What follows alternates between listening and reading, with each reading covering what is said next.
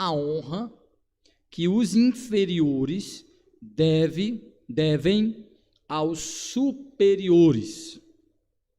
Resposta: a honra que os inferiores devem aos superiores é toda a devida reverência em coração, em palavra, em procedimento, a oração e ações de graças por eles, a imitação de suas virtudes e graças, a pronta obediência aos seus mandamentos e conselhos legítimos, a devida submissão às suas correções, a fidelidade, a defesa, a manutenção e o apoio devido à pessoa e à autoridade deles, conforme os seus diversos graus e a natureza de suas posições, suportando as suas fraquezas e cobrindo-as com amor, para que sejam uma honra. Como, por exemplo, um pai ou uma mãe vai obedecer seus filhos? Quer dizer, tem uns pais obedecendo um filho aí, mas isso é, no mínimo, ridículo, né? Os pais obedecendo a ordem dos seus filhos, como sendo quem tem autoridade, capacidade intelectual e experiencial para determinar o que é certo e errado para os pais. Filho mandando em pai. Então, isso é uma inversão, isso é uma desordem. Por quê? Porque esse não é o papel dos inferiores, esse é o papel dos superiores. Quem manda, quem dá ordem, quem instrui, quem conduz são os superiores. São aqueles que são chamados para isso, têm a capacitação da parte de Deus para isso. Alguém já disse que onde todo mundo manda, ninguém manda. A anarquia impera. A história de Israel está aí para nos dar exemplo. O período em que o povo, chamado período dos juízes, quando o povo não tinha uma liderança definida, o que acontecia? O texto lá diz, cada um fazia o que queria do seu próprio jeito. É uma forma poética de descrever a anarquia ali, viu? Que ali é anarquia total. Cada um fazia o que queria do seu próprio jeito. E a descrição lá é que o negócio estava um caos. Até quando Deus levantava uma liderança, libertava o povo, conduzia o povo, e essa liderança que conduzia o povo para Deus, aí sim tinha ordem, tinha progresso verdadeiro. Onde todo mundo manda, ninguém manda.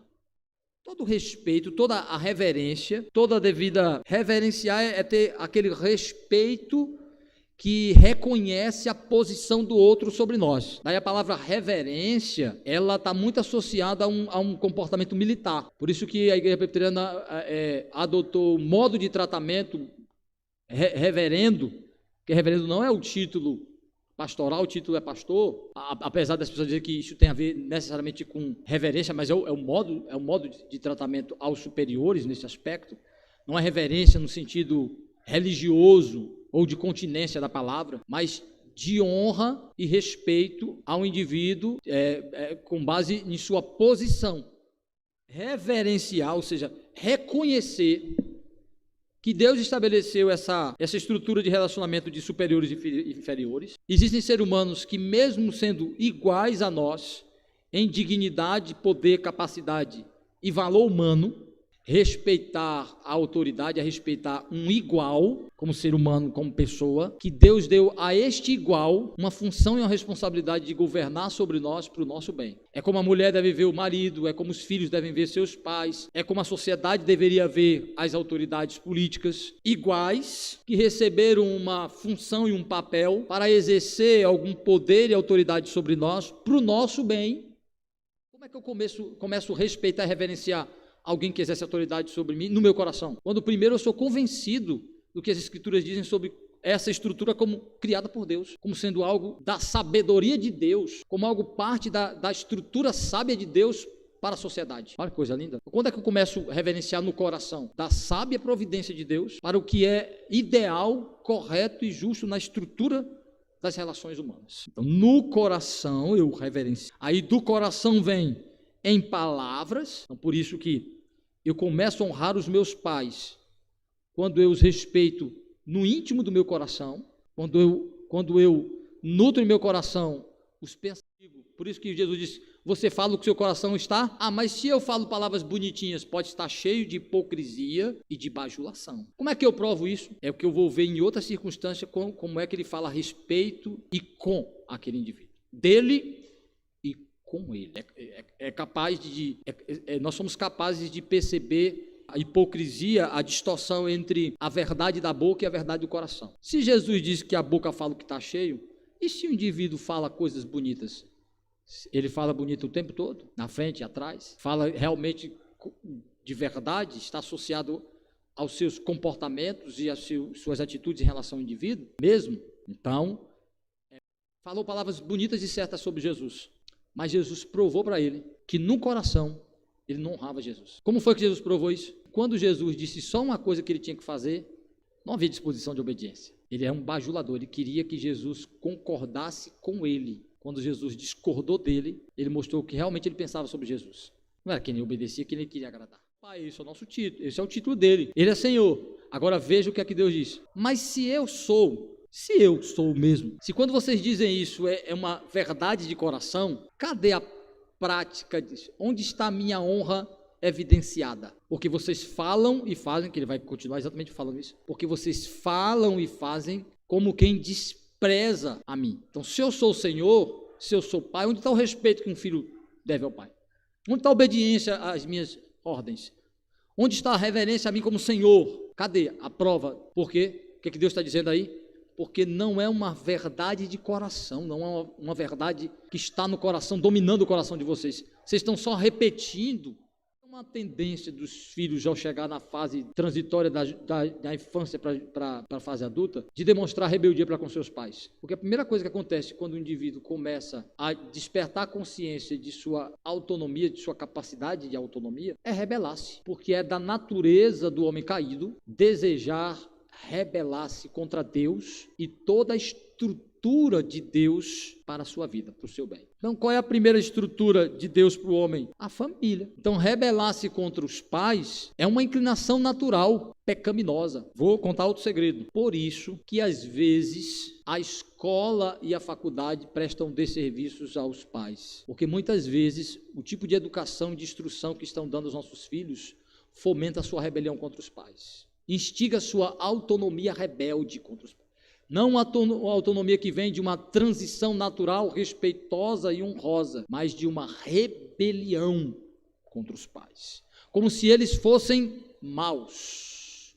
Como se sua educação, como se os seus instrumentos para reprimir o mal que está no seu coração, como a disciplina, a instrução, a educação na justiça, a palavra de Deus, o treinamento, fosse algo ruim, porque como se estivéssemos impondo sobre os nossos filhos. Se vocês só me veem um dia, se vocês só se reúnem comigo um dia, vocês podem fingir, e algumas horas do dia, eu posso fingir, respeitar e obedecer a Deus, mas aqueles que Deus me deu para me governar, para me orientar, para me amar, para cuidar de mim, que estão comigo os 6 outros dias da semana, como é que eu trato eles como sabedoria de Deus para mim?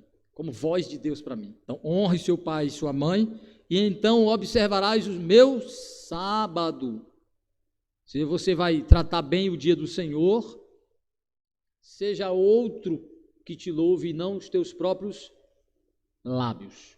Eu não devo fazer querendo que o outro me elogie, mas a Bíblia diz que é uma expressão correta de louvor e de honra quando eu elogio e reconheço a atitude correta do outro. Devo fazer isso porque a palavra de Deus diz que essa... Agora veja que é interessante. Não é uma forma de recompensar o outro. Não é uma forma... Pode ter até ser um estímulo.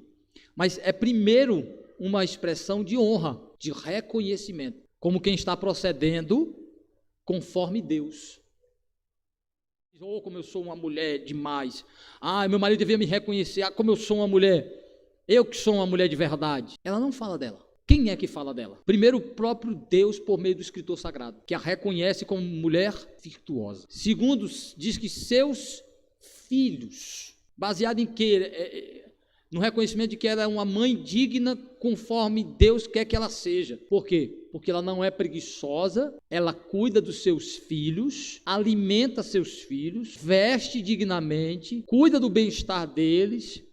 Aí envolve provavelmente a educação, a presença. Ela é presente na vida deles como mãe, tá? Suas atividades extra, a maneira como se dirigem a ela, louva. Não só reconhecendo suas virtudes, mas se dirigindo, e aí envolve, não é só reconhecer virtude, mas é se dirigir usando as palavras que demonstram respeito. Então, seus filhos louvam. E seu marido. Aí, quando diz que o marido louva, não faz sentido dizer que essa mulher é uma mulher empoderada, como querem dizer as feministas, que agem com uma certa autonomia e independência feminina em relação ao seu marido. Ou que realiza um tipo de liderança compartilhada, até passando por cima do marido. Ou que ela exerce algum tipo de atividade extra-casa que compromete sua vida doméstica. Ela não é doméstica.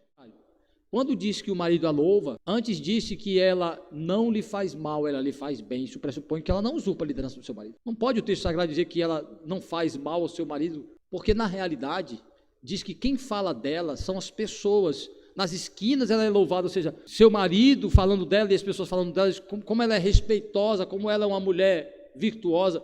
Não poderia ser descrita assim se ela fosse uma mulher que usurpava ou desprezava a liderança do seu marido, ou então que era ausente de casa e desprezava os seus filhos e terceirizava a educação. Pelo contrário, diz que ela vai para a roca, ela vai lá para fazer o fio, para costurar para os seus filhos, para dar roupa. No inverno eles não padecem de frio, porque ela põe a mão e produz e está ativamente envolvida na produção da roupa para os seus filhos. Não, essa mulher não é uma mulher de carreira extra-casa que sacrifica.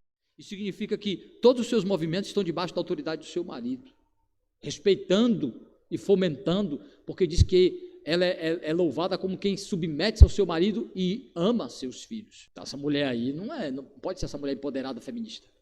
Não faz sentido.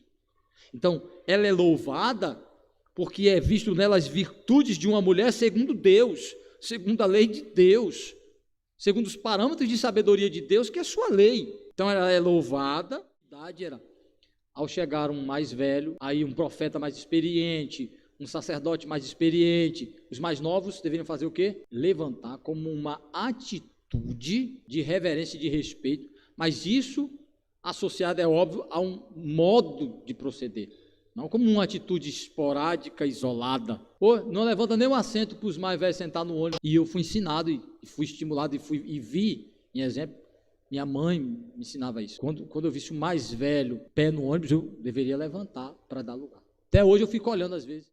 E é de alguma forma porque é o nosso dever de honrar os mais velhos, priorizando o conforto, a saúde deles, o bem-estar deles. Se a gente tem vigor para ficar em pé, a gente dá para quem não tem este vigor. É uma forma de honrar, mas associada a um conjunto de procedimentos, um modo de proceder. Não atitudes esporádicas.